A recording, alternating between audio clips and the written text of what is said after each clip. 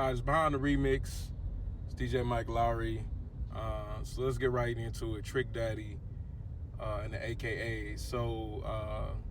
If you haven't heard, Trick Daddy performed down there in Florida for an event that the AKAs had. And he supposedly, I don't know this to be true, but this is where the stories are going around, that he performed some explicit content with lyrics and language that was not agreed upon in the contracts. Now, here's the deal, right? This is what I think I was talking about in one of my last Behind the Remixes. What happens when you give people what they're asking for, but your contract says otherwise. Now, I don't know this to be true. I don't know the business dealings. Now, the reason why I'm talking about this is because I believe, I have to confirm, but I believe that AKA event,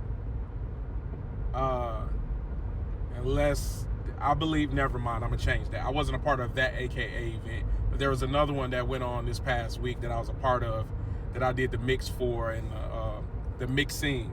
So the music as well as the mix. Now, I know in that, when we discussed what needed to be done, she told me she didn't want any vulgar language, anything, and I even made a mistake and had something with some words in it. And I don't think it was no cuss words or nothing, but it was still something that she didn't want in there. And it was a mistake that I made. I didn't even mean to put it in there. And I'm not even tripping either, because it was a reference as an idea, but still, I ain't above being checked or hey, remember this, you know what I mean? So detail is important. So with detail being important, let's go back to the story. So what I think happened, I wasn't there, right? But what I think happened is, sometimes as an artist, as a DJ, you get to a show and you notice the crowd, and you notice what the crowd actually wants, and they want it, and it goes against your contract still. That's what I think happened. I think, and DJs, we've done this before too. You give them what they looking for. You got the whole crowd packed. The dance floor is packed, but what you playing ain't in your contract. So I tell my students this: you did the right thing at the wrong time. Now, I don't know if that's what Trick did, because I saw an interview with him, or maybe he was on his live talking about how the crowd was going crazy. He said he got proof, right? But two things can be true.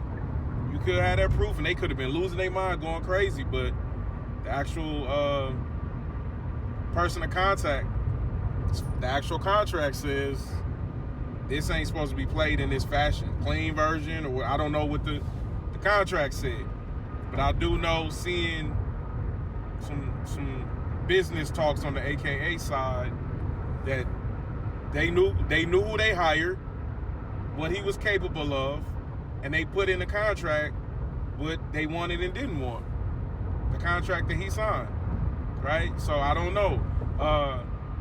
They said Luke did a show the night before, or some nights before, with similar guidelines to his contract that had no issues.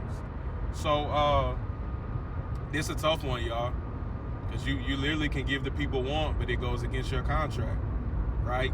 And then on the flip side of that, you can have a horrible show following the contract, doing exactly what the contract says, but it's not what the people want. So it's tough. Again, I have no idea the business of it to be talking about that. I'm just looking at it from this perspective of how I don't see this often in the comments, how both people did what they thought was right, but it wasn't best.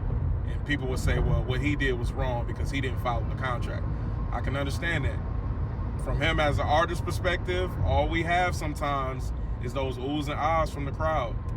And sometimes you got to take those risks to, have your fan base continuing to follow you. But on the other end of that, they have a reputation to uphold as well, too. So no negative to either of the parties. I hope they turn this around and maybe can do an event in the future that works for both of them in the crowd. But let's talk about it in the comments. Your first interaction with AKAs, for me, which was probably 2000, when I started to see AKAs. Of course, we had some older people in the family, but me seeing it, being in high school and seeing people in college that had pledged, and then people offering me to be in a frat. I saw a lot of AKAs. And then when was the first time you heard a Trick Daddy record? What record was that? For me, I think it was Ain't No Nan. Sorry, I'm driving. Nan. You don't know Nan? Yeah, that was the joint back in the day with Trina. But I have to be honest, if we go on Luke, then Luke is the first time I heard Trick Daddy. But let's talk about it in the comments. It's Behind the Remix. It's DJ Mike Lowry. Let's get it.